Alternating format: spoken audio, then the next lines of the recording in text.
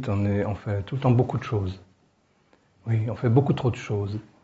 Ce qui signifie qu'il faut ralentir. Même avec les belles voitures. Mais globalement, ralentissez. Et dans le fait de ralentir, la douche, n'importe quoi, vous ralentissez et vous observez un peu plus.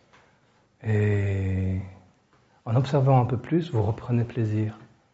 Vous redécouvrez un peu les choses différemment. Et vous pouvez, si vous êtes un peu plus dans la respiration, vous pouvez retrouver plaisir aux choses simples aussi.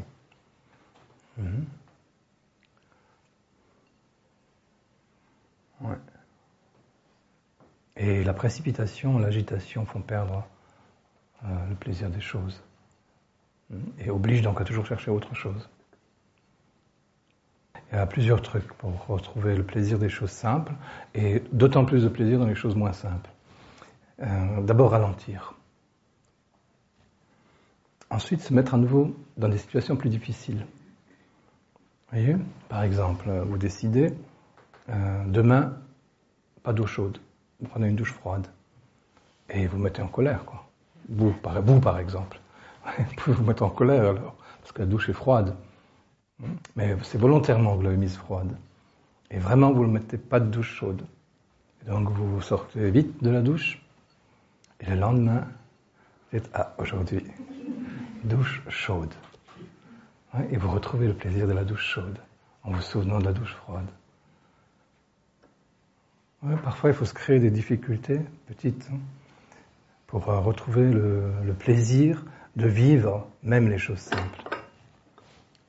Hier, j'ai essayé de pratiquer un petit peu plus intensivement, parce que je l'ai compris juste le jour avant-hier. Je sais que j'inspire et je sais que j'expire. Je me suis rendu compte que mon intellect avait encore une fois cru comprendre ça. Et quand je me suis mis à le pratiquer, je me suis dit, mais le pratiquer, c'est le pratiquer. Et je me suis rendu compte que je ne le pratiquais pas. Voilà. Donc hier, j'ai réussi à le pratiquer. C'est comme pour le sourire, là.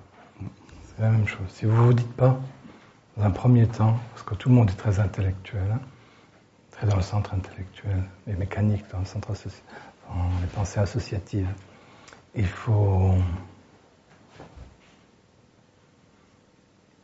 se le redire, de façon à combiner un vécu avec une pensée. Et après, on peut nous lâcher la pensée pour juste observer la sensation. C'est pour ça que la deuxième étape après, c'est je suis mon inspiration du début au bout. Et je suis mon expiration du début jusqu'à ce qu'elle sorte. Donc hier, je l'ai pratiqué un peu plus, et ce qui m'a amusé dans le sens de ce que disait Hubert ce matin, c'est que ce matin, je me suis réveillé, et dans ma tête, ça disait, je sais que j'inspire, je sais que j'expire, et tout ça, et c'était complètement décalé par rapport, évidemment, à la respiration. Et il a fallu que j'arrête cette chanson, que je m'arrête, et que je décide de re-rentrer dans l'exercice pour le recaler. Et ça m'a montré combien un exercice peut le lendemain devenir complètement fou dans la tête. Parce que la chose importante, c'est pas ce qu'on pense, même pas les sensations, c'est l'attention consciente dans la présence. Ça, c'est ce qui est important, peu importe ce que tu fais. Pensée, la respiration, les sensations.